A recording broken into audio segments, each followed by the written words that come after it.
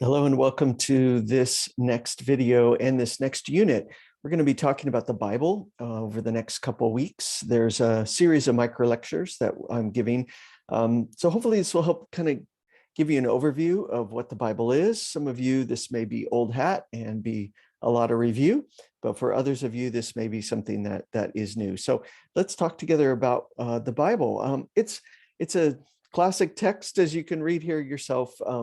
Those of us that are Christians, and we talked last week about Christian worldview, would believe that God is involved in the writing process, but that he was guiding the authors. There are some who would believe that God sort of dictated. That wouldn't be the place where I would land, but I would think that I would understand or believe that God just guided people as they lived out their experience to write down the messages and the insights that he gave to them. We would say too that it's a holy Bible. It's related to God's holiness, and holy simply means set apart for a special purpose. So it would be something that you would have, your special dishes that your mom or dad or your parents or your in-laws would only get out once a year for a very special reason. And the other thing to remember about the Bible is it's full of different genres, and we'll talk about that a little bit more as we go into this, but it's important to know the genre. So if something is poetry, you read it as poetry. If something is history, you read it as history. The Bible was put together in a series of things like this, like manuscripts, and that's important to note. It was written down on papyrus or on vellum, which is kind of animal skins.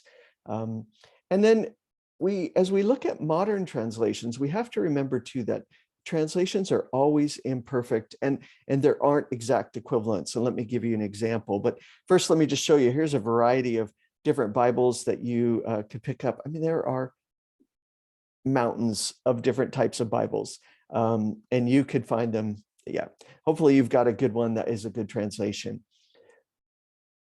There's different ways that the translators use and create the Bibles. All of them are trying to be as accurate as possible, but each one sets itself into a certain kind of category. And you can see it here on this chart, either a word for word or a thought for thought or a paraphrase. So my father-in-law was involved in the New Living Translation, working on that. And that is in the paraphrase category. You can see it as NIV, NLT. And as they worked on that, they were given a set of parameters, a certain grade level of words that they could use. And so there may be a better word, but it didn't fit into that grade level. And so they put it in there and they used that word. And so you have a variety of different things. You've got NIV in the thought for thought. You've got the ESV in the word for word. Sometimes the word for word is more difficult to understand because it's kind of choppy, and the way the Greek is written is not quite as easy of a flow.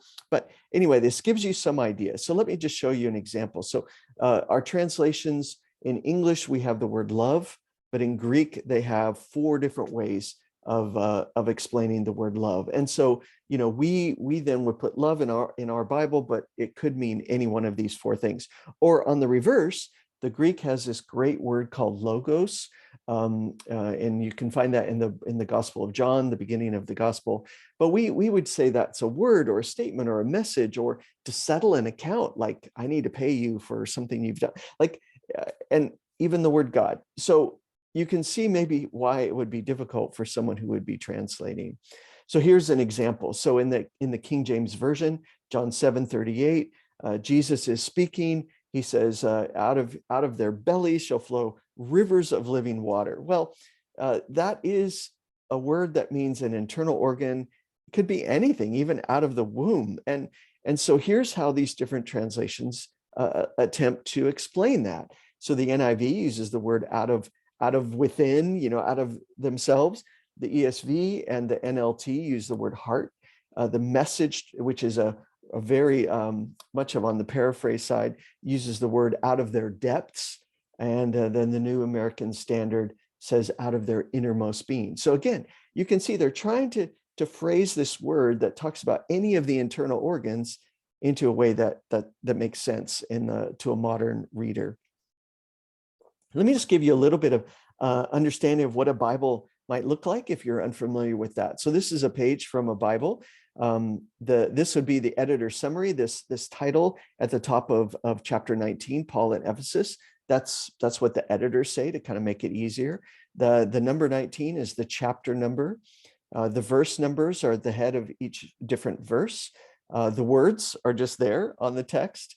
There's some study notes. If you have a study Bible, there's often a dark line, and then the notes are underneath that will give you some information to help you understand. If you have that section in the center, that would give you some other verses that can help you in that way. And then there might be maps and charts that are connected as part of the Bible. We'll also be using some web-based resources like the Blue Letter Bible or BibleGateway.com. Just wanted to show you a snapshot of that.